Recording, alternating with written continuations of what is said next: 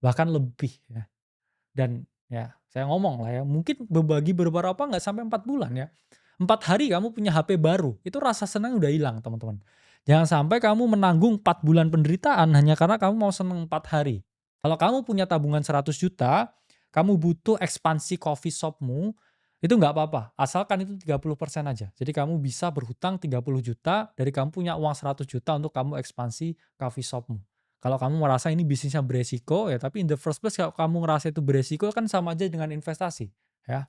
Itulah mengapa ya investasi itu nggak pasti, tapi bunga bank itu pasti. Jadi teman-teman harus berhati-hati dengan yang namanya utang.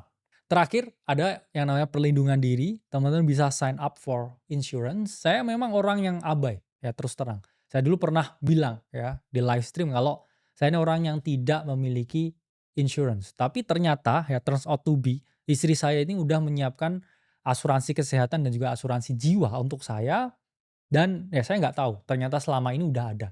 Dan kalau teman-teman udah bekerja ya di suatu tempat tertentu, teman-teman pasti udah diproteksi ya oleh yang namanya asuransi kesehatan di tempat teman-teman bekerja.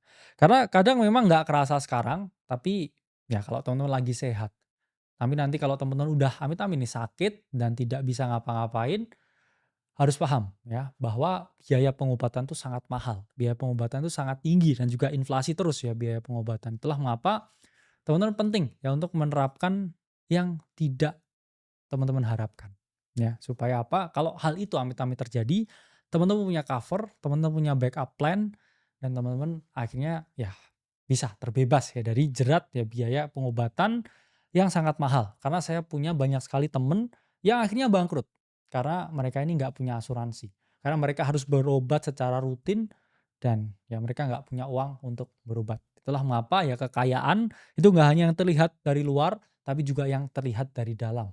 Dan harapannya dengan kita menjelaskan banyak hal ya tentang personal finance, teman-teman bisa memperoleh pengetahuan tentang finance yang jauh lebih bagus, sehingga kemerdekaan finansial yang teman-teman harapkan supaya lepas dari hidup yang sial, itu bisa teman-teman dapatkan.